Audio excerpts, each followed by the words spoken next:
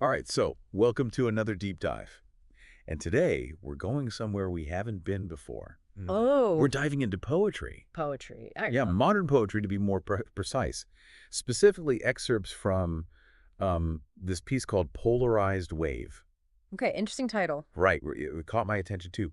Polarized Wave. It's free verse, and it's just like overflowing with these really vivid images and metaphors. And it tackles these like big questions about life today. Mm. Especially I think how technology, all the tech Hmm. in our lives is like changing how we connect with each other Hmm. or maybe disconnecting us. Yeah, I see where you're going with this. There's definitely a tension there, right, between technology's power to connect us and at the same time its potential to isolate us. Exactly. That's exactly what I felt reading this poem. And it's captured so well. There's this one line, actually, that keeps coming back like a refrain. It says, so one man sharpens another. The tech can tear you down, drowning in the data club. Hmm. Hmm. Yeah. What do you think about that image, drowning in the data club? Like, what does that bring up for you? Well, the first part, the sharpening part, that feels positive. It's like, how iron sharpens iron, how we as humans we learn from each other, we challenge each other, we help each other grow. Hmm. But then there's this data club and suddenly it gets like a lot heavier, like we're surrounded by this constant stream of data information overload Right. and it's suffocating almost. It's keeping us from really connecting. And there are all these other images in the poem too that play with this idea of warmth versus cold. Mm. Like there's this warmth associated with um, Newfoundland, Hmm. that place.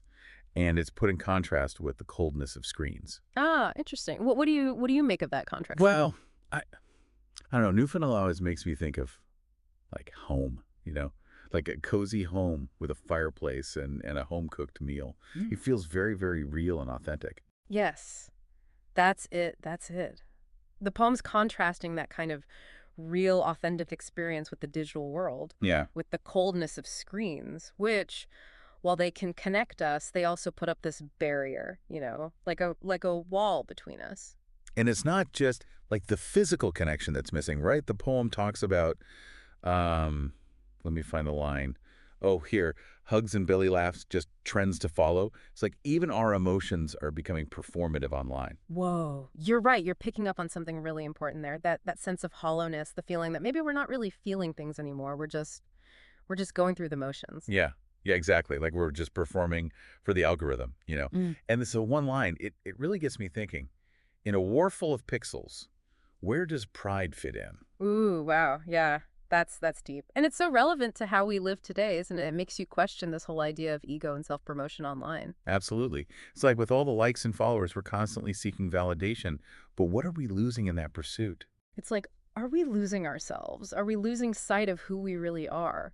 And the poem even brings in characters like Jackpool, who seems so strong on the surface, to highlight this struggle with authenticity. What do you think about that? Yeah, that's really interesting. You'd think someone like that wouldn't be affected, but even they are.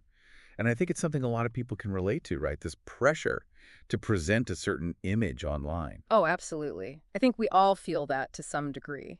Social media, it pushes us to curate this perfect version of ourselves, this highlight reel. Yeah, and we get so caught up in it. It's like it takes real effort to resist that pull and just, be ourselves authentically. And that's where this line really hits home, I think. The one that says, tech takes the warmth, trades are cold.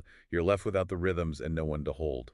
It's such a visceral image, isn't it? Tech takes the warmth, trades are cold. It's like it's literally sucking the warmth out of our lives. Yeah. And it's so paradoxical, right? We have all these tools to connect, yet we're ending up more isolated. Yeah, we're losing those natural rhythms of human interaction, the need for physical presence, for touch. Right, right. And then the poem ends with this question, like a challenge. Mm. But what if they fear the truth you choose to wear on your fur-lined shelf? What do you make of that?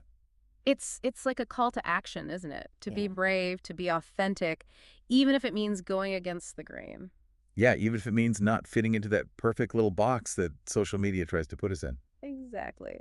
The poem isn't giving us easy answers, but it's making us think, it's challenging us to be more mindful of how we're engaging with this digital world. Hmm. And I think that's what makes it so powerful, so relevant. This whole deep dive, it's really been like thought-provoking. I love how Polarized Web just dives right into these difficult questions.